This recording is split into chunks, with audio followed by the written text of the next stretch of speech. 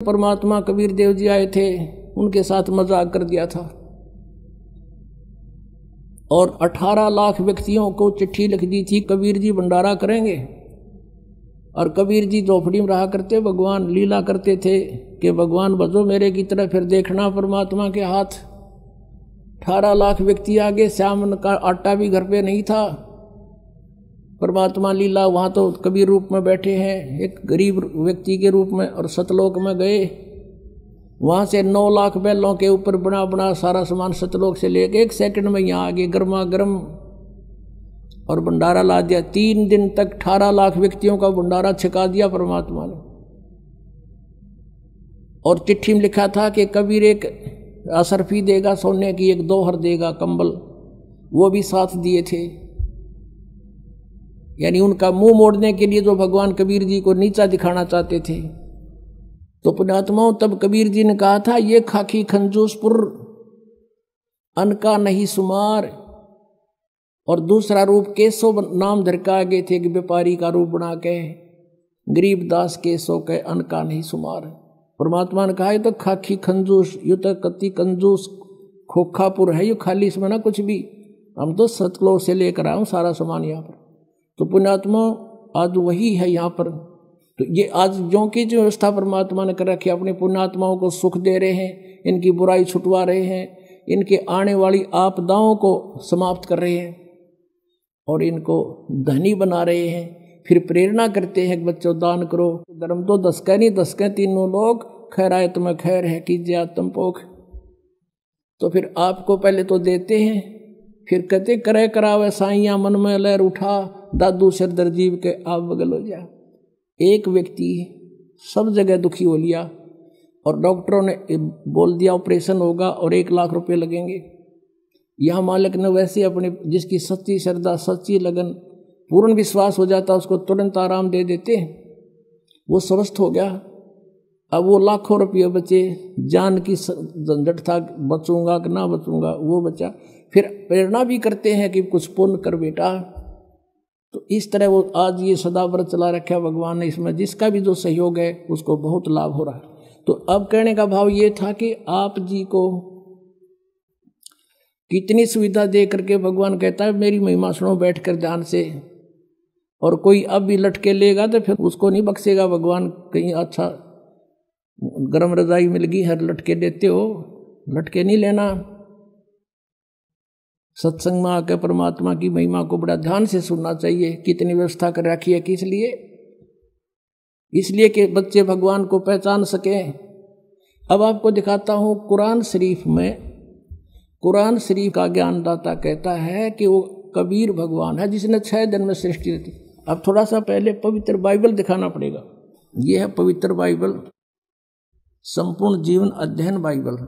ये बाइबल है, ये है इसका जर्नल एडिटर, ये यहाँ से हिंदी पढ़ेंगे। प्रबंधक संपादक डेविड स्टुअर्ट, अंग्रेजी प्रधान संपादक Donald C Stamps, MA MDV, संयुक्त संपादक ये सारे इनका ये यहाँ से छपा, ये देख लो, मैसूर USA से छपा है। अब इसमें सबसे पहले सृष्टि वो है, उत्पत्ति है इसमें, और सृष्टि के कति प्रारंभ में प्रथम अध्याय में ही जेनेसिस माने सृष्टि, जेनेसिस 1, ये 4 पृष्ठ पे उत्पत्ति यहाँ से आरंभ होती है। प्रथम आदि में परमेश्वर ने आकाश और पृथ्वी की सृष्टि की, ये पहला दिन था। इस प्रकार ये पहला दिन हो गया। फिर दूसरा दिन हो गया, प्रकाश प्रपुरुष बना दिया परमात्मा ने। फिर ये तीसरा सांझ भी भोर हो गया, फिर तीसरा दिन हो गया। जो कुछ भी इसमें फलदार वृक्ष जिनके बीज एक एक जाति के अनुसार बनाए, ये इस प्रकार। अब ये तीसरा दिन हो गया। दिन और रात पर प्रभुता करें और उज्ज्वला दियारा करें, इस प्रकार सांझ हुई, फिर भोर हुआ, ये चौथा दिन हो गया। फिर यहाँ देखें पृष्ठ नंबर 5 पे, वो 4 पे पढ़ा आपने। अब 5 पे क्या है, सांझ हुई भोर हुई, फिर ये 5वां दिन हो गया। 6ठे दिन पे आना हमना, असली बात ये है। फिर परमेश्वर ने कहा मनुष्य को हम अपने स्वरूप के अनुसार अपनी समानता में बनाएं, और वे समुद्र की मछलियों और आकाश के पक्षियों और घरेलू पशुओं और सारी पृथ्वी पर और सब रेंगने वाले जंतुओं पर जो पृथ्वी पर रेंगते हैं अधिकार रखें, यानी उन से समझदार हों। तब परमेश्वर ने मनुष्य को अपने स्वरूप के अनुसार उत्पन्न किया। अपने ही स्वरूप के अनुसार परमेश्वर ने उसको उत्पन्न किया और नर और नारी करके उसने मनुष्यों की सृष्टि की। तो परमात्मा किसा होया? मनुष्य जैसा, नर जैसा। अंडरस्टूड हो गया? अब यहाँ देखिएगा, इस प्रकार छठे दिन भोर हुई, सांझ हुआ, इस प्रकार ये छठवां दिन हो गया। अब सातवां दिन, और परमेश्वर ने अपना काम जिसे वह करता था सातवें दिन समाप्त किया। अपने किए हुए सारे काम से सातवें दिन विश्राम लिया, यानी 6 दिन में सृष्टि रच दी, सातवें दिन विश्राम किया, बस। अब यहाँ से इतना ही लेना था। अब पवित्र बाइबल ने स्पष्ट कर दिया कि परमात्मा मनुष्य जैसा है, उसने अपने जैसे रूप में मनुष्य को बना, नर नारी करके उत्पन्न कर दिया। आगे बहुत अच्छा प्रमाण है इसमें कि परमात्मा साकार है, वो सामने खड़ा दिखाई देता है, बात करता है, बाइबल में लिखा है।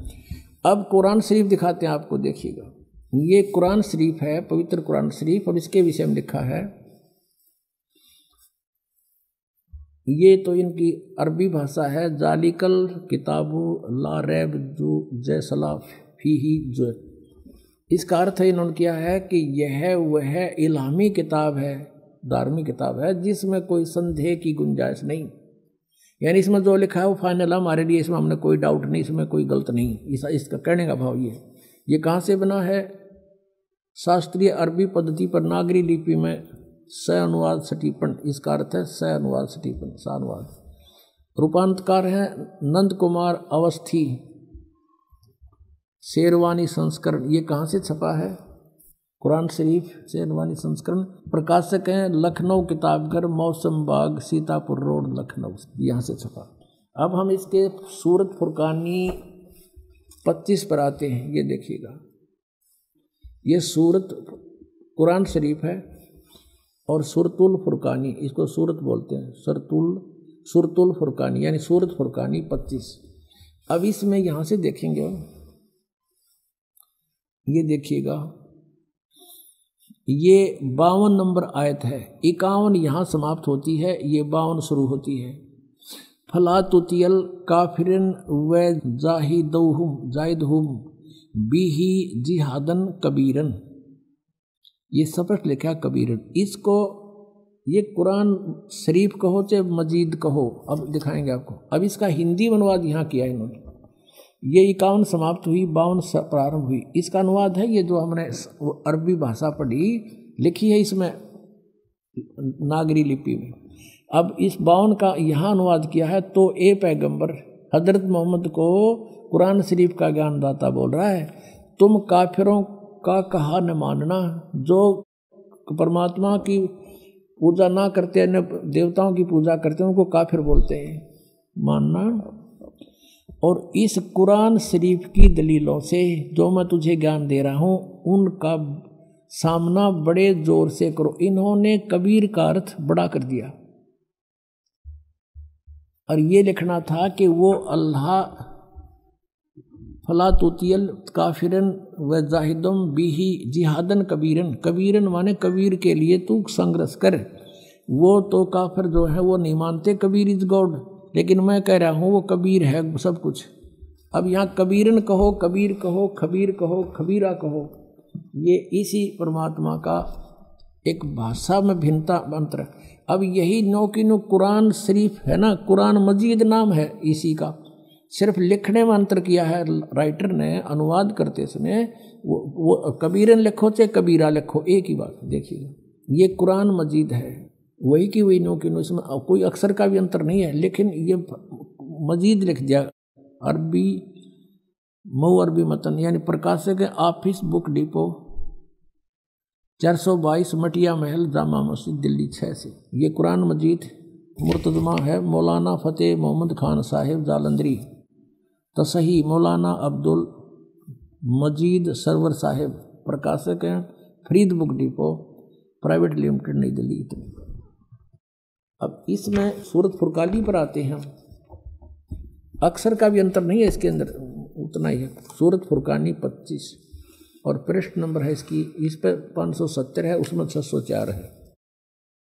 कुरान शरीफ में। अब यहाँ आते हैं नीचे, एज इट इज, इसको नहीं अंतर माड़ा सा भी 51 है, ये 52 शुरू होती है। फला तुतियल काफिरन ने व जिहादुम बिही जिहादन, जिहादन कबीरा, कबीरा कहो, कबीरन कहो, कबीर कहो, खबीरा कहो।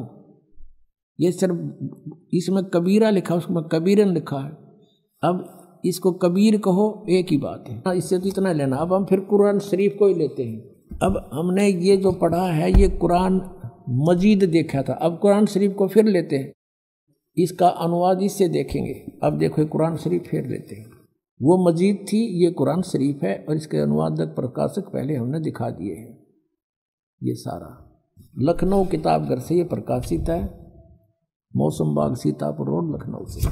अब हम इसके आते हैं 604 पृष्ठ पे, 604 पृष्ठ पे, और वही है इस कुरान शरीफ सूरत फुरकानी 25। नीचे आते हैं, ये 52 आयत है। फला तुतियल काफिरन जाहिदुम बिही जिहादन कबीरन, ये कबीर कहो, कबीरा कहो, कबीरन कहो, कंसेप्ट क्लियर हुआ। अब ये क्या कहता है यहाँ पर कि ए पैगंबर, कुरान शरीफ का ज्ञान देने वाला अपने पैगंबर को बोल रहा है, तुम काफिरों का कहा न मानना। वो काफिर नहीं मानते भगवान को, वो तो अन्य देवताओं की पूजा करते हैं। और इस कुरान शरीफ की दलीलों से, कुरान की दलीलों से मैं जो तुझे हिदायत दे रहा हूँ, इसके आधार से उनका सामना करना उस कबीर के लिए, जिहादन कबीरन, उस कबीर के लिए, कबीर अल्लाह के लिए संघर्ष करना, लड़ना नहीं।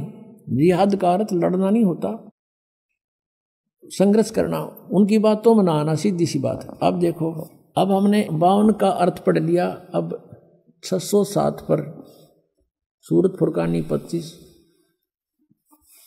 और ये कबीर नामक अल्लाह वही है जिसने 2 दरियाओं को मिला चलाया, एक का मीठा प्यास बुझाने वाला और एक का खारी कड़वा, और दोनों में एक आड़ और मजबूत रोक बना दी। और वही है जिसने पानी की बूंद से आदमी को पैदा किया, फिर उसको साहिब नसीब नसब यानी किसी का बेटा या बेटी, और ससुराल वाला यानी किसी का दामाद बहू बनाया। और तुम्हारा परवरदिगार हर चीज के करने में शक्तिमान है। और काफिर अल्लाह के सिवा ऐसों को पूजते हैं, देवताओं को, जो न उनको नफ़ा पहुंचा सकते हैं और न उनको कोई नुकसान पहुंचा सकते हैं। और काफिर तो अपने परवरदिगार से यानी कबीर से, कबीर अल्लाह से मुंह मोड़े बैठे हैं, पीठ दिए हुए हैं, मुंह मोड़े हैं। अब 56 या 55 समाप्ति। और 56 में कहा कि ए पैगंबर, हमने तुमको खुशखबरी सुनाने और सिर्फ अजाब से डराने के लिए भेजा। 57 में कहा है कि इन लोगों से कहो कि मैं तुमसे इस अल्लाह के हुक्म का पर कुछ मजदूरी नहीं मांगता, हाँ जो चाहे अपने परवरदिगार तक पहुंचने की राह इख्तियार कर ले। अब 58 में कमाल कर दिया, ए पैगंबर उस जिंदा पर भरोसा रखो, चैतन्य नहीं। कबीर परमात्मा जैसे अच्छी आत्माओं को मिलते हैं, वेदों में आपने पढ़ा, ऐसे आदरणीय धर्मदास जी को, आदरणीय गरीबदास साहिब जी को, आदरणीय नानक साहिब जी को, ऐसे ही आदरणीय मोहम्मद साहिब जी को मिले थे इस जिंदा महात्मा के रूप में। लेकिन इन्होंने इनकी बात को स्वीकार नहीं किया था। और वो कुरान शरीफ ज्ञानदाता कहता उस जिंदा पर भरोसा कर रखो जो कभी मरने वाला नहीं है, वो अविनाशी है, वह जिंदा महात्मा रूप में तुझे मिला था। और तारीफ के साथ उसकी पाकी बयान करते रहो, यानी गीता ज्ञानदाता किसी और अल्लाह की पाकी बयान करने को कह रहा है, और अपने बंदों के गुनाहों से वो काफ़ी खबरदार है। ये कबीर है यहाँ पर, ये 58 नंबर आयत है, यहाँ देखो 58, ये 58 है, यहाँ पढ़ेंगे। ये खबीरा लिखा है, इबादही खबीरा। अब इबादही माने पूजा के योग्य, वो कबीर है। इबादत माने पूजा, इबादही यानी पूजा के योग्य, वो कबीर है। कबीर 58, यहाँ फिर हम आएंगे इसके। ये 58 हम पढ़ रहे हैं कि वो अपने भक्तों के, वो जिंदा रूप में तुझे मिला था, उस पर भरोसा रख, वो अविनाशी परमात्मा है। और तारीफ के साथ उसकी पाकी बयान करते रहो। अपने बंदों के गुनाहों से वह कबीर खूब खबरदार है, यानी पाप नाश कर देता है। वो कबीर खबरदार है, कबीर लिखना था, कबीर अल्लाह, अल्लाह अकबर जानता है सब कुछ। अब 59 में तो कमाल कर दिया। और जिसने आसमानों और जमीन और जो कुछ भी उनके बीच में है सबको 6 दिन में पैदा किया और फिर तख्त पर जा बिराजा, वो अल्लाह बड़ा। अब इन्होंने यहाँ भी कबीर का अर्थ बड़ा कर दिया, वो अल्लाह कबीर है ये लिखना था, वो अल्लाह कबीर है। ये 59 में यहाँ देखो, ये फिर 59 आ गई। इसमें फिर खबीरन लिखा है, अरहमानू फसल भी ही खबीरन, कबीरन कहो, कबीर कहो, खबीर कहो। तो इन्होंने इसका अर्थ भी बढ़ा कर दिया। अब फिर पढ़ेंगे इस 58 नंबर को, जिसने आसमानों और जमीन और जो कुछ उनके बीच में है सबको 6 दिन में पैदा किया। जो पवित्र बाइबल जो ज्ञान देता है 60% ज्ञान वही कुरान शरीफ में है। 6 दिन में पैदा किया, फिर तख्त पर जा बिराजा। वह अल्लाह बड़ा, वो अल्लाह कबीर, वो अल्लाह अकबर, वो अल्लाह कबीर है, वो भगवान कबीर बड़ा दयालु है, रहमान है। और उसकी खबर, उसकी जानकारी किसी बाखबर इल्म वाले यानी तत्वदर्शी संत से पूछ देखो। इससे सिद्ध हो गया कि कुरान शरीफ का ज्ञानदाता भी उस अल्लाह यानी बड़े भगवान जिसको ये बड़ा कहते वो मान ले, उसके बारे में अल्पज्ञ है, उसकी जानकारी नहीं रखता। उसके लिए स्पष्ट किया है कि वो साकार परमात्मा है, उसका नाम कबीर है। 6 दिन में सृष्टि रची और 7वें दिन तख्त पर जा बैठा तो वो विराजमान हुआ। तो एक देशीय है और साकार है, मनुष्य सदृश है, वो पवित्र बाइबल ने सिद्ध कर दिया। अब आज उन मुसलमान भाइयों का दावा भी गलत सिद्ध हुआ जो हिंदुओं को यूँ कहते थे ये देवताओं को पूजा है, इनका मोक्ष नहीं हो सकता। तो वो भी अब काल के ही जाल में है, उनको भी सोचना पड़ेगा। हम एक पिता की संतान हैं। पुण्यात्मा, परमात्मा का पाना बहुत आसान है। ये विश्वास होना कि कौन परमात्मा है, वो क्या स्थिति में है, वो कैसी लीला करता है, उसको पहचानना अनिवार्य है। और कौन सी वे ऑफ वर्शिप है, वो पूजा की विधि क्या है जिससे मोक्ष होगा, वो कौन है, कैसा है, उसका नाम क्या है, उसका प्रमाण क्या है। तो उसका प्रमाण सदग्रंथों में है। गीता जी अध्याय नंबर 16 के श्लोक नंबर 23 में कहा कि अर्जुन जो शास्त्र विधि को त्याग कर मनमाना आचरण करते हैं उनको, उनकी न तो गति होती है यानी मोक्ष नहीं होता, ना उनको कोई सिद्धि प्राप्त होती है और न ही कोई सुख होता है, यूजलेस। 24वें श्लोक में 16वें अध्याय में कहा गीता जी में कि अर्जुन इससे तेरे लिए अर्जुन शास्त्र ही प्रमाण है कर्तव्य और अकर्तव्य के लिए। कौन सी करनी चाहिए साधना, कौन सी ना करनी चाहिए। किसी के लोकवेद पर विश्वास ना करना। जैसे इन राधा स्वामी वालों का लोकवेद आपने दिखा दो तो हंसी आवे। इनको ये नहीं मालूम सतनाम खान का है कि पीण का, गाटा जोड़ रखा। सतनाम सार नाम भी वही है, सतनाम भी सार, सतनाम को कहते हैं सतपुरुष भी सतनाम, सार शब्द भी सतनाम और सचखंड भी सतनाम और सतपुरुष भी सतनाम। ये जाएंगे सतलोक है थरा गजब भैया। अपनात्माओं सृष्टि रचना सुनाने के लिए इतनी भूमिका बनाई थी ताकि आपका ये बात यकीन हो, विश्वास हो कि ये दास जो कह रहा है और परमात्मा ने जो कहा दास वही कह रहा है। एक तो आपने इस तत्व ज्ञान को समझने के लिए जो इस आश्रम में आते हैं ये निरसंशय हो जाना कि ये दास जो शब्द बोलेगा वो 100% सत्य होंगे। फिर आपको समझने में आसानी हो जाएगी, इस मन का फतूर ना रहेगा। और ये विश्वास दिलाने के लिए कि दास जो बोल रहा है वो सारी साची है, ये प्रमाण दिखाता हूँ।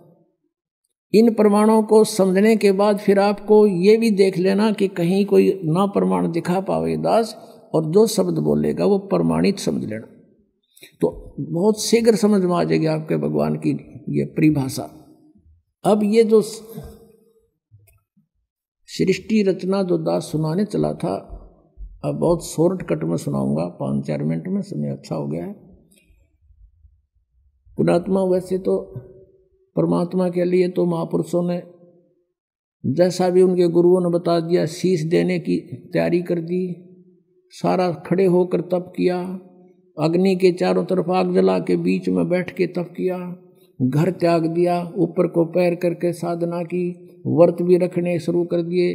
जैसे जैनियों में देखो आप इतने घोर व्रत कराते हैं, उपवास रखवाते हैं, वो भी उनको मंजूर है। एकाधे की तो डेथ भी हो जाती है, लेकिन फिर भी वापस नहीं हटते।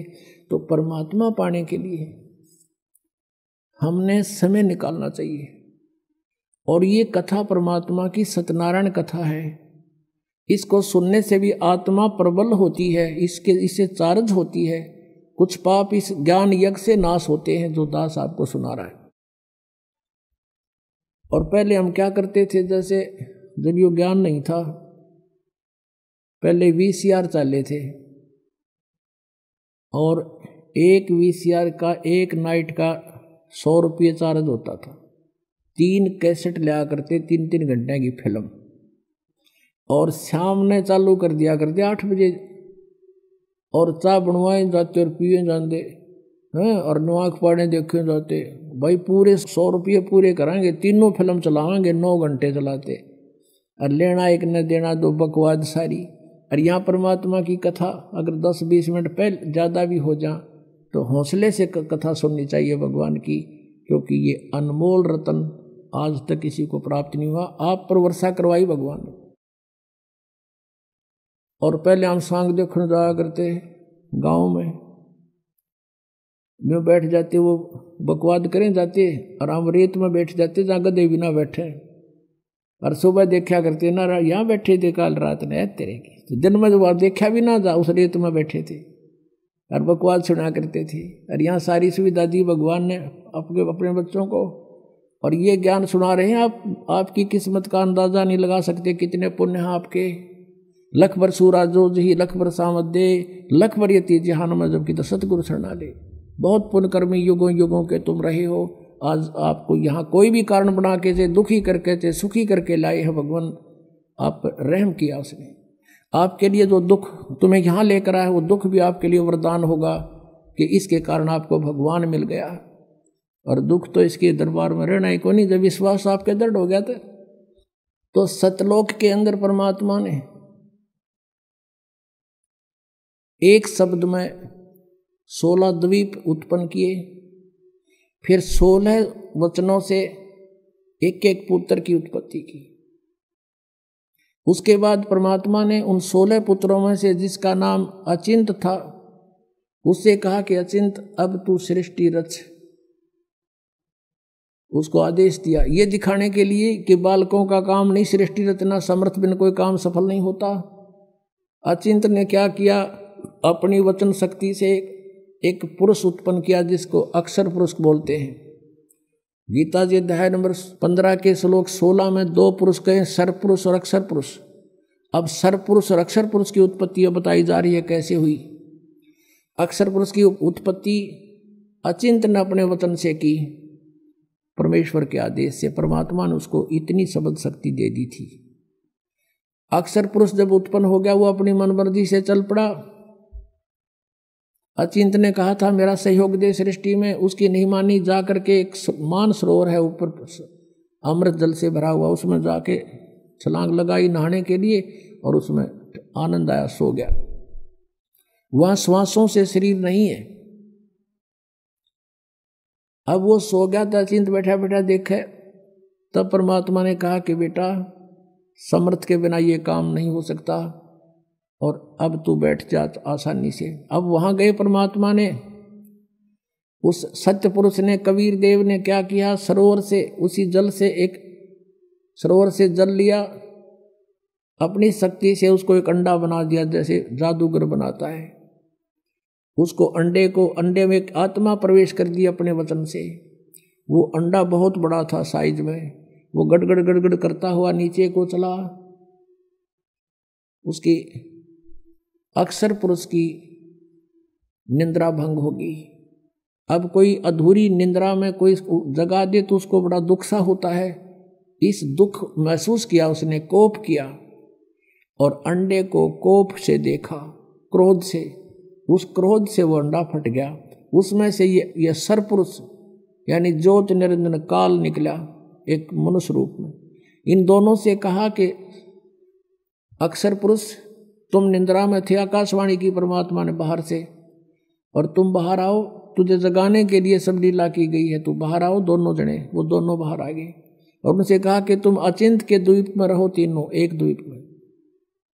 वो तीनों दोनों वो चले गए, एक अचिंत हो गया।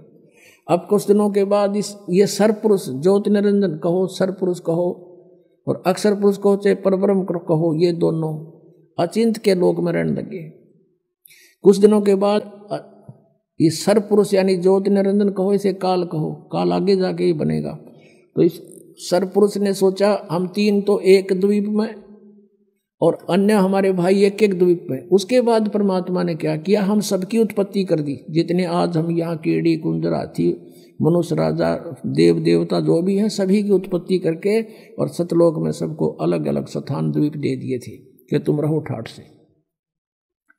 तो इसको ये चिंता होगी, दुख हुआ, ईर्षा हुई कि हम तो तीनों एक लोक में, सारे सब अब अपने अलग अलग स्वतंत्र रह रहे हैं। तो इसने तप करना शुरू किया।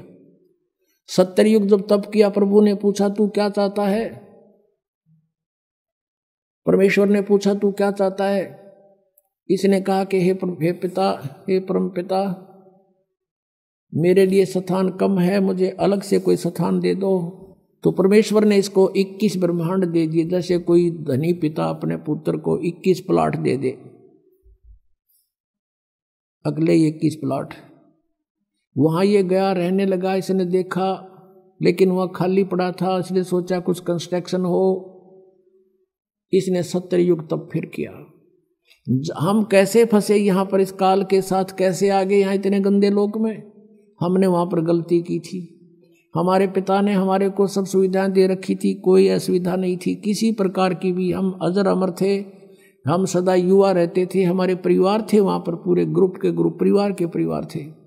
सतलोक में सृष्टि है ऐसी ही है, लेकिन वहाँ के हंस आत्मा है, वहाँ मृत्यु नहीं होती, बुढ़ापा नहीं होता, सदाबहार वृक्ष रहते हैं, कोई राग द्वेष नहीं, कोई भाई बंटवारा नहीं। और ये राधा स्वामी वाले जितने भी हैं सब कहते हैं सतलोक में तो प्रकाश ही प्रकाश है। वहाँ आत्मा परमात्मा में ऐसे मिल जाती है जैसे बूंद समुद्र में। अरे कोई डूब का मरना, वहाँ पर ढूंढ रहे हैं भगवान को, परमात्मा को तलाश करें, उसके दर्शन करेंगे, बैठेंगे, बतलावाएंगे, अपना दुख रोवाएंगे, हैं देख देख कर खुश होवाएंगे। इन्हों को भगवान निराकार है, प्रकाश ही प्रकाश है और आत्मा उसमें ऐसे मिल जाती है जैसे बूंद समुद्र में। ये तो एक डूब का मरने वाली बात होगी, है किसी में मत चलो, कहोगे चलो समुद्र में डूब मरो, भगवान मिलेगा, लो अभी ना जाओ। तो ये मूर्ख बना रखे हमने, उन्हें पता है ना सतलोक का बेरा। इन जाने वालों ने पता है उड़ा जाना उड़ा कुछ है को नहीं है। तो बात बात वो बनाओ, सुन लेते हैं श्रद्धालु। तो वहाँ पर सृष्टि है, एज इट इज है, भगवान मनुष्य दृश्य है, उसके एक रोमकूप में करोड़ सूर्य मिला दे, करोड़ चंद्रमा, इतनी रोशनी उस मालिक के वहाँ के रूप में।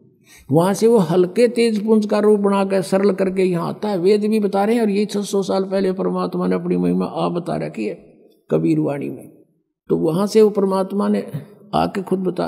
तो हम अपने भगवान को छोड़ के, जिसने हमारे को सारा सुख दे रखा था, हम इस पर आसक्त हो गए। यूँ खड़ा होगा तब कर रहा था, और देखो देखो हो इतने वर्ष खड़ा रहा, हो बड़ा कमाल कर दिया। अब हमारे ये बीमारी वहाँ से लगी थी बुराई। जैसे अब है एक हीरो या हीरोइन, अभिनेता अभिनेत्री, अपने पेट के लिए नाचा कूदी, उछलम कूदम, मेकअप करते, और हम उन पर आसक्त होते हैं। यहाँ एक बरुवाला में या हिसार में कोई एक्टर आ जा, नेता अभिनेता आ जाए, और देखे नौजवान लड़के और लड़कियों की लाइन लग जाएगी, हजारों की संख्या में इकट्ठे हो जाएंगे, और दूर तो देखेंगे वो खड़ा वो खड़ी, सारे दिन धक्के खा के नो के नो आ जाएंगे। बताओ वो खड़े तर वो खड़ी, तो उन्हें क्या मिल गया? वो अपने पेट के लिए भटक रहे हैं और हम उनको देख आसक्त हो रहे हैं और कहते हैं मेरा फेवरेट वो है ये हीरो फेवरेट। इन फेवरेट ने मार दिया हम, यू हमारा फेवरेट हीरो हो गया वहाँ पर सतलोक में। और परमात्मा ने आकाशवाणी की कि बच्चों तुम इसने ना देखो, मस्त रहो, भक्ति करो, चैन से रहो, इसका कर्म ठीक नहीं है। ये परमात्मा ने इसको भी मना किया था, पर इसने ये माना नहीं। और हमें भी मना किया था कि इसकी तरफ ना ध्यान दो, तुम मस्त रहो, लेकिन हम ऊपर से तो सावधान हो गए पर अंदर से कसक नहीं गई, इसके प्रति कति फिट हो गया। आकर्षित हो गए, अंदर से एक कसक बन गई जबरदस्त। वो तो अंतर्यामी सारी जानते हैं। जब इसने दूसरी बार तप किया तब पूछा भी क्या मांगता है तू? 70 युग तप किया। तब इसने कहा प्रभु मुझे कुछ कंस्ट्रक्शन सामग्री दे दो ताकि मैं कुछ रचना रचूं। परमात्मा ने 5 तत्व और 3 गुण दे दिए कि ले बेटा खेल खिलौनों से। इसने सोचा भी ये भी बना लूंगा, लेकिन जीव नहीं है तो मैं करूंगा क्या? मुझे आत्मा भी चाहिए कि लेगा दिल नहीं लगे। तब इसने 64 युग तब फिर किया। तब प्रभु ने पूछा क्या मांगता है बोल। तूने जो मांगा मैंने सब दे दिया। तब इसने कहा कि मुझे कुछ जीव दे दो, आत्मा दे दो प्रभु। अब परमेश्वर ने कहा कि भाई ये आत्मा नहीं दे सकता तुझे किसी भी सूरत में। हाँ तुझे और प्लाट चाहिए और दे दूंगा ब्रह्मांड 5, 7, 10 चाहिए, ये नहीं दे सकता क्योंकि ये मेरी आत्मा है, मेरे वचन से उत्पन्न हुई है, मेरी हृदय है, ये मेरी आत्मा है, ये नहीं दे सकता। लेकिन एक शर्त है, यदि कोई स्वयं तेरी स्वेच्छा से जाना चाहता है तो जा सकता है, जा पूछ ले। तो हमारे पास आया, जितने हम यहाँ फंसे हुए हैं, हमसे पूछा क्या मेरे साथ तुम चलोगे? अलग से मैंने तप करके अलग से राज्य प्राप्त किया है, वहाँ ऐसे रहेंगे, ऐसे देव बनाऊंगा, महादेव बनाऊंगा, हैं दूधों की नदी बहाऊंगा। अब वहाँ कोई कमी थी हमने, लेकिन बुद्धि भ्रष्ट होगी। हम बोले ठीक है पिताजी आज्ञा दे देंगे तो हम चल पड़ेंगे।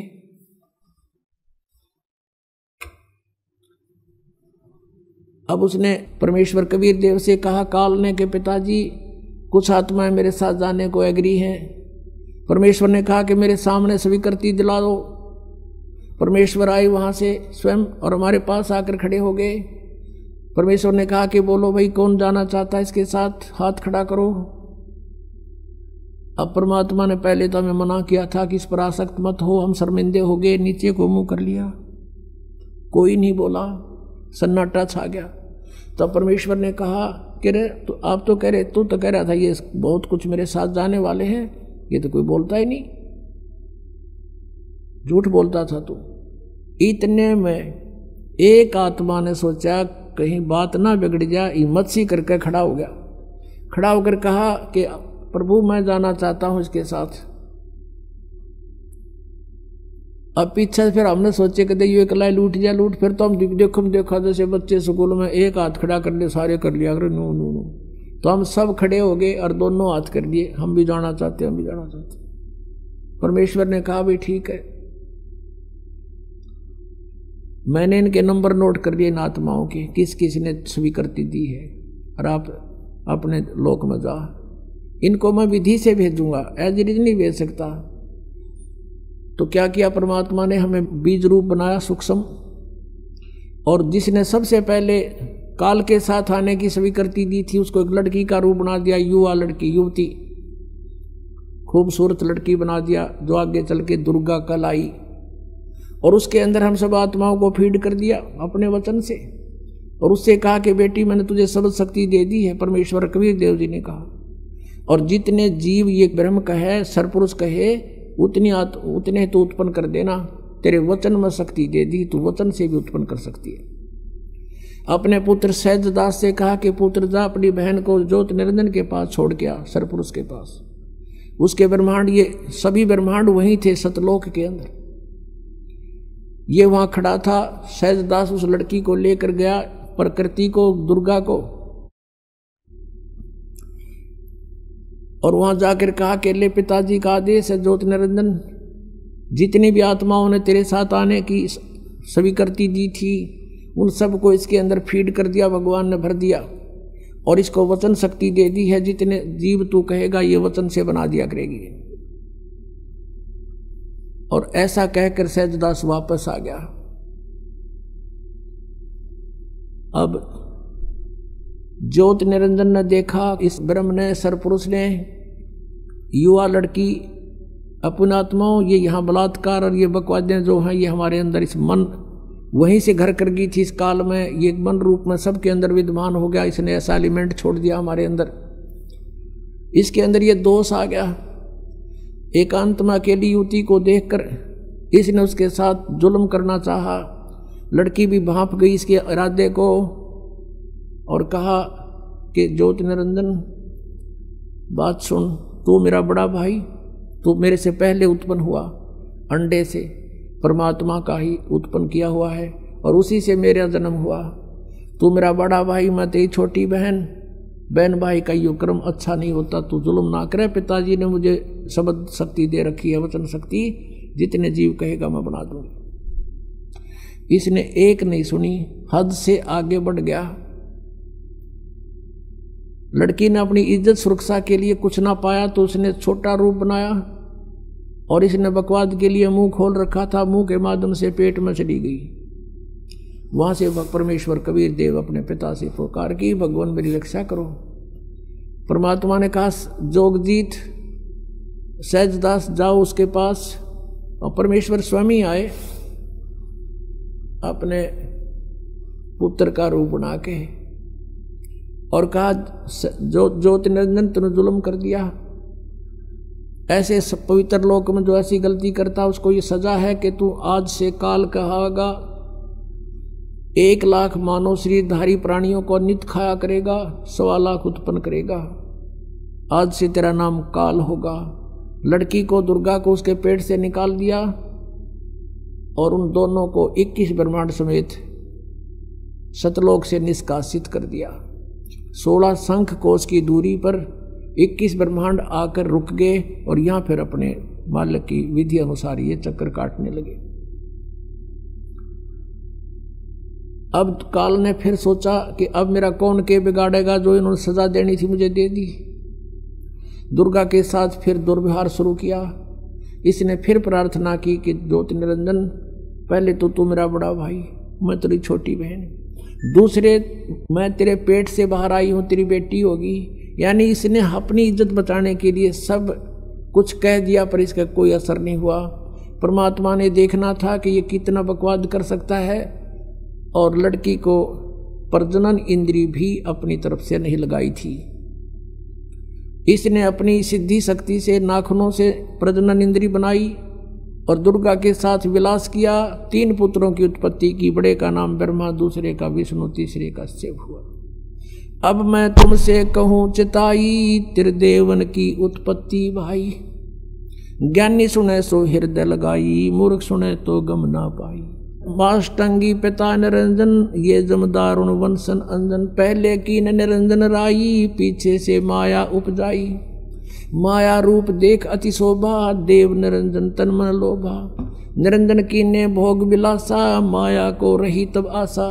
3 पुत्र अष्टंगी जाए, ब्रह्मा विष्णु शिव नाम धराए। 3 देव विस्तार चलावे, इनमें यो जग धोखा खावे। 3 गुणों की भक्ति में ये भूल पड़ो संसार, कह कबीर निज नाम बिना कैसे उतरो पार। 3 देव की जो करते हैं भक्ति, उनकी देना हो मुक्ति। बोलो सतगुरुदेव।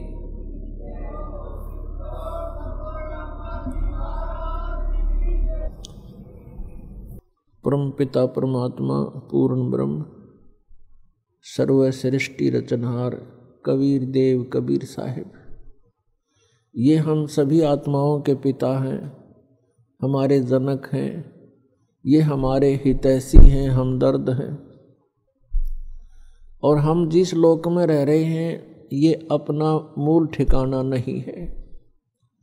हम यहाँ के वासी नहीं हैं, यहाँ हम सुखी नहीं हो सकते। और जिन आधारों को हम सुख मान रहे हैं, निसंतान सोचता है मुझे संतान हो जावे, मैं सुखी हो जाऊंगा। निर्धन सोचता है मैं धनवान हो जाऊं, सुख होगा। धनवान को सुख सपने में भी नहीं होता। धनवान सोचता है राजा लोग सुखी होंगे, राजा सोचते हैं कि स्वर्ग के देवता सुखी होंगे।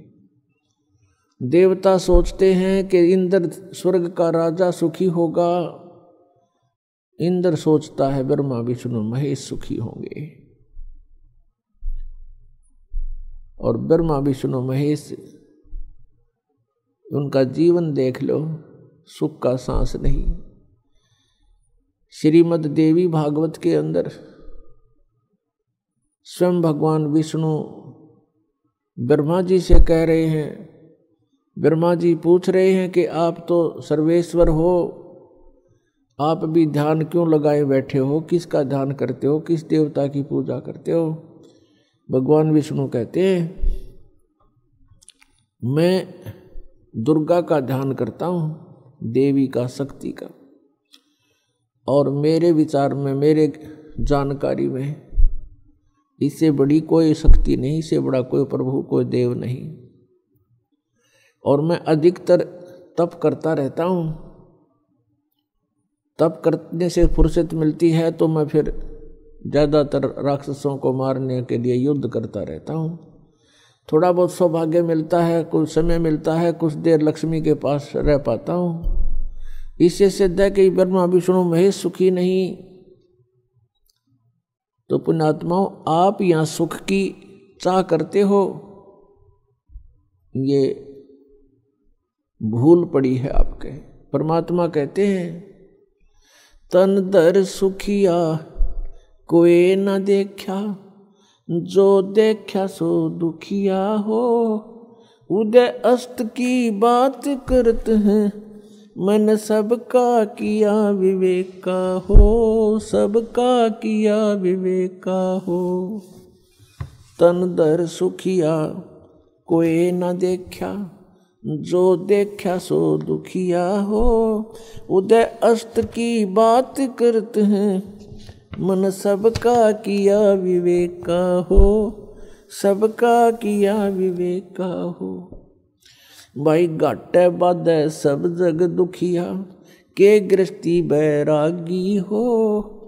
घाटे बाधे सब जग दुखिया, के गृहस्थी बैरागी हो। सुख देव ने दुख के डर से, गर्भ में माया त्यागी हो, गर्भ में माया त्यागी हो। तंदर सुखिया कोई न देखा, जो देखा सो दुखिया हो। उदय अस्त की बात करते हैं, मन सबका किया विवेका हो, सबका किया विवेका हो। भाई जंगम दुखिया योगी दुखिया, तपस्वी को दुख दूना हो। जंगम दुखिया जोगी दुखिया, तपस्वी को दुख दूना हो। आशा तृष्णा सब में व्यापे, कोई मैल ना सुना हो। तंदर सुखिया कोई न देखा, जो देखा सो दुखिया हो।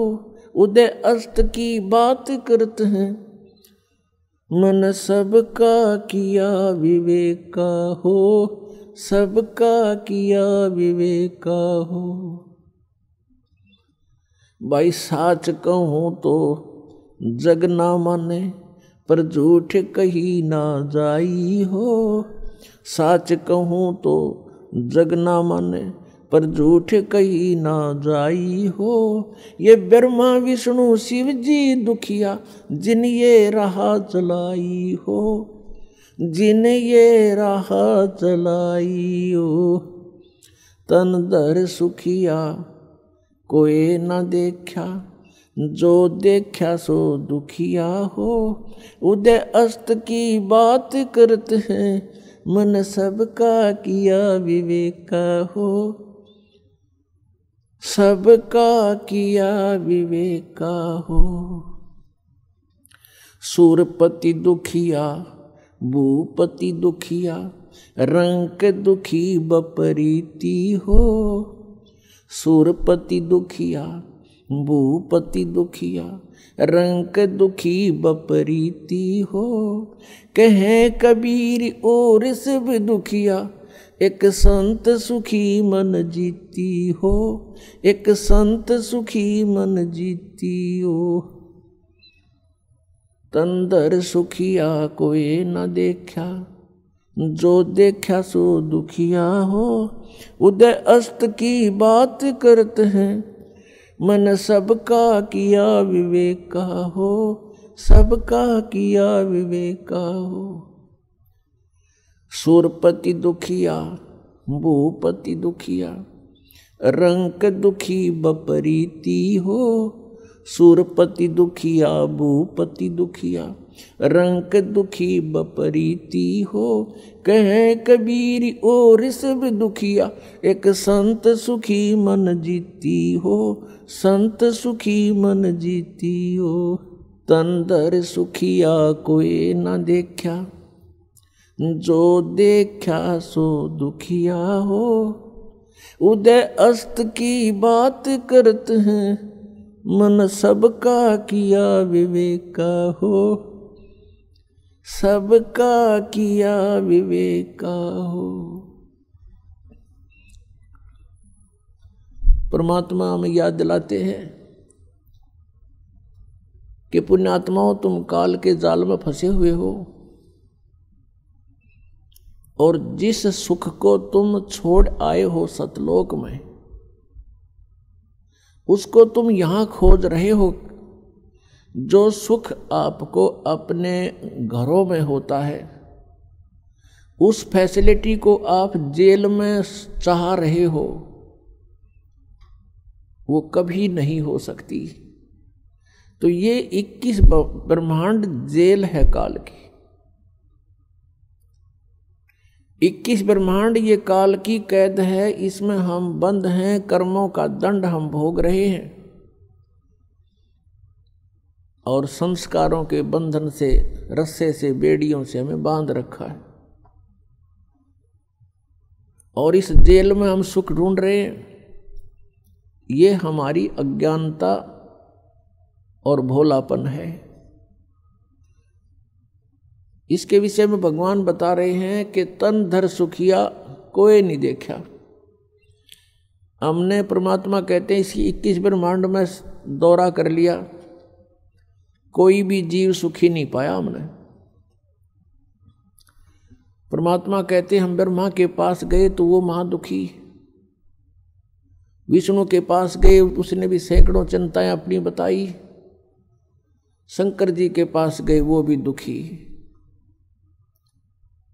और फिर कहते हैं कोई पूरी पृथ्वी का शासक हो, भूपति यानी पूरी पृथ्वी का शासक हो, उदय अस्त का राज जिसके पास हो, उदय माने जहाँ से सूर्य निकलता है, अस्त जहाँ छुपता है, अर्थात पूरी पृथ्वी पर जिसका शासन हो,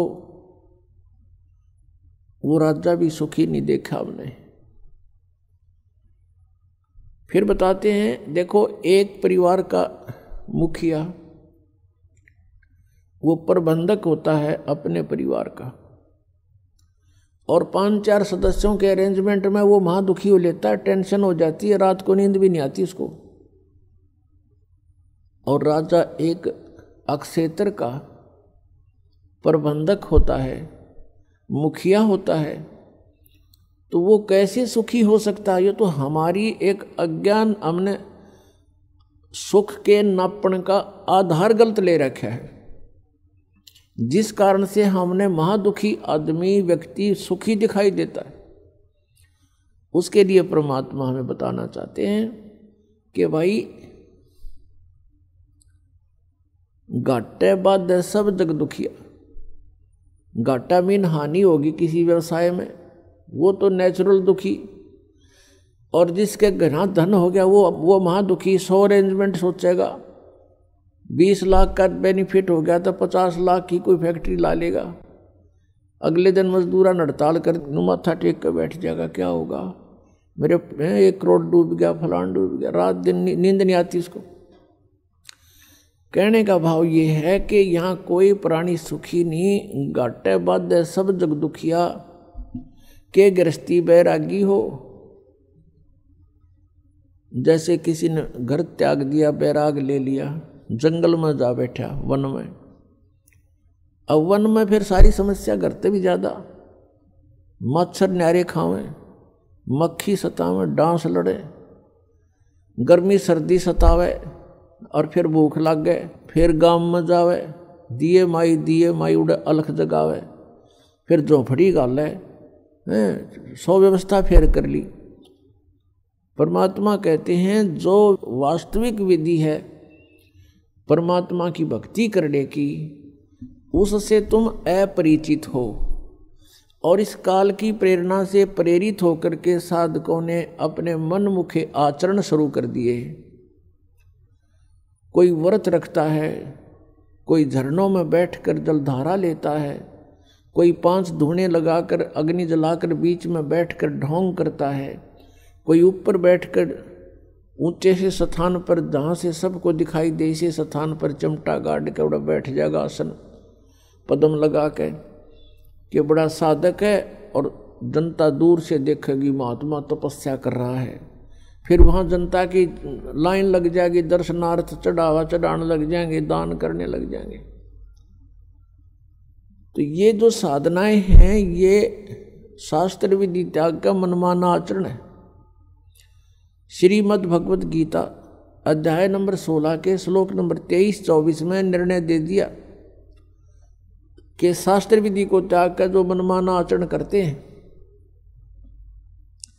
उनकी न तो गति होती है, गति मीन मोक्ष, और न उनको कोई सुख होता है, और न ही कोई सिद्धि प्राप्त होती है, अर्थात व्यर्थ, यूजलेस। फिर गीता जी अध्याय नंबर 16 के श्लोक 24 में कहा है कि इससे तेरे लिए अर्जुन कर्तव्य और अकर्तव्य की व्यवस्था में है। कौन से कर्म करण योग्य हैं, कौन सी क्रियाएं ना करनी चाहिए, उनका निर्णय सदग्रंथ ही प्रमाण है, नथिंग एल्स। सदग्रंथ कौन कौन से हैं? पुण्यात्माओं पवित्र 5 वेद। आप जी ने केवल 4 वेद सुने हैं, ऋग्वेद, यजुर्वेद, सामवेद और अथर्ववेद। एक 5वां वेद है जो इन 4 वेदों की माँ है, उसको सूक्ष्म वेद बोलते हैं, सूक्ष्म वेद संत भाषा में, और उसको तत्व वेद भी कहते हैं, तत्व ज्ञान भी कहते हैं। उसको सच्चिदानंद घन ब्रह्म की वाणी भी कहते हैं, जैसे श्रीमद् भगवद गीता अध्याय नंबर 4 के श्लोक नंबर 32 में कहा है कि अर्जुन, जिन यज्ञों की, यज्ञ का अर्थ होता धार्मिक अनुष्ठान साधनाएं, जिन यज्ञों का धार्मिक अनुष्ठानों की जानकारी विवरण 4 अध्याय के 25 से लेकर 30 तक दिया है। इनमें कोई तो देवताओं की पूजा करते हैं और कोई केवल योग अभ्यास करते हैं, आसन करते हैं, और कोई प्राणायाम जैसे श्वास बाहर जाता है उस पर ध्यान रखे, अंदर जाता है उस पर ध्यान रखे, बस कोई जाप नहीं करना। इसको पान अपान की क्रिया बोलते हैं। और कुछ प्राणायाम करके अपना श्वास सूक्ष्म करके ध्यान लगाने का चेष्टा करते हैं, कुछ स्वाध्याय करते हैं, कुछ तीक्ष्ण अहिंसावादी व्रत रखते हैं, जैसे मुंह पर पट्टी बांध ली, नंगे पैरों घूमना, झाड़ू सी लेकर, कुछ ऐसी साधनाएं करते हैं, कुछ स्वाध्याय ही करते हैं, नित्य कोई पाठ कर लिया किसी भी धर्म ग्रंथ का। तो परमात्मा कहते हैं कि ये जो साधनाएं हैं, सभी साधक अपनी साधनाओं को पाप नाशक जानते हैं। वो ये सोच रहे हैं हम जो साधना कर रहे हैं ये हमारा पाप नाश करेंगी, पाप नाश होने से ही परमात्मा मिलेगा। फिर बताया 4 अध्याय के 32वें श्लोक में गीता जी में कि इस प्रकार की धार्मिक अनुष्ठानों की जानकारी विस्तार के साथ ब्रह्मण मुखे यानी सच्चिदानंद घन ब्रह्म की वाणी में, यहाँ 4 अध्याय के 32वें श्लोक में अनुवादकर्ताओं ने अनर्थ किया है, शब्दों के अर्थ ठीक नहीं किए। ब्रह्मणे मुखे का अर्थ इन्होंने किया है वेद की वाणी। ब्रह्म का अर्थ वेद नहीं होता, ब्रह्म का अर्थ प्रभु होता है, परमात्मा होता है। और ब्रह्मणे का अर्थ होता है बड़ा भगवान यानी सच्चिदानंद घन ब्रह्म। जैसे वेद तो विधान है प्रभु का और ब्रह्म परमात्मा है। यदि कोई राजा का अर्थ संविधान करता है किसी प्रकरण के अंदर तो उसको ज्ञान नहीं है, वो मूर्ख है बिल्कुल। राजा तो एक प्रबंधक है, मैनेजमेंट करने वाला है, कंट्रोलर है। उस संविधान उसका कानून है, उसमें कानून लिखा, कोई ऐसी गलती करेगा तो ऐसी सजा होगी, ऐसी करेगा तो ऐसी सजा होगी। ऐसे ही ब्रह्म तो प्रभु है और वेद उसका विधान है। तो यहां इन्होंने अर्थ गलत कर दिए। ब्रह्मणे मुखे का अर्थ है सच्चिदानंद घन ब्रह्म की वाणी। मुखे माने उसके मुख से बोले गए वचन, उस कबीर वाणी में, उस सूक्ष्म वेद में बहुत विस्तार के साथ लिखे हैं। और उस ज्ञान को चौथे अध्याय के 34वें श्लोक में कहा कि वो तत्व ज्ञान है। उस तत्व ज्ञान को तू तत्वदर्शी संतों के पास जाकर समझ। इससे सिद्ध है कि गीता ज्ञान दाता भी उस सूक्ष्म वेद से परिचित नहीं है। तो इससे यह भी सिद्ध हुआ कि सूक्ष्म वेद की जानकारी श्रीमद् भगवद गीता में नहीं है। ऐसे ही पवित्र चारों वेदों का वक्ता ब्रह्म कहा जाता है। ब्रह्म यही ज्योति निरंजन जो जिसने गीता बोली श्री कृष्ण जी में प्रवेश करके। ऐसे ही उसने वेदों को परमात्मा की दया से उसने एकदम बाहर निकाले थे, फिर उनको स्वयं पढ़ा, फिर स्वयं पढ़ करके उसको अन्य ऋषियों को अंदर प्रवेश करके उसने ये ज्ञान बोला। और ब्रह्मा जी को चारों वेद एज इट इज लिखे हुए लिखित रूप में दिए गए थे। तो पुण्यात्माओं, यहाँ पर बहुत सी ऐसी धारणाएं होती हैं क्योंकि हम आध्यात्मिक ज्ञान से अपरिचित हैं, और जिस कारण से हम इन बातों को स्वीकार करने को तैयार नहीं होते। इन माइंडलेस मैन जो थे, महर्षि को आया करते थे, जिनको ज्ञान कति नहीं था, वो कहते हैं कि सृष्टि के प्रारंभ में कागज कहाँ से आगे, लिख कैसे दिया, आदमी कहाँ से आगे फिर प्रारंभ में। कहते हैं व्यक्ति तो भगवान ने उत्पन्न कर दिया, फिर एक कागज उत्पन्न करते भगवान कह के माठ लग जाएगी। ऐसी बेतुकी बातों पर जीव को अड़ा कर रख दिया।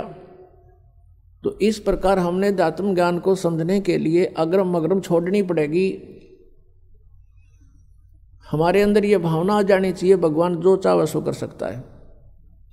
एक वचन में सब ब्रह्मांडों की रचना कर सकता है, एक सेकंड के अंदर सबका विनाश करके इनको तय करके रख सकता है, और दूसरी सेकंड में एज इट इज कर सकता है। जैसे आप बैठे हो एज इट इज न्यू का न्यू वहीं से शुरू करवा दे आपके जीवन को।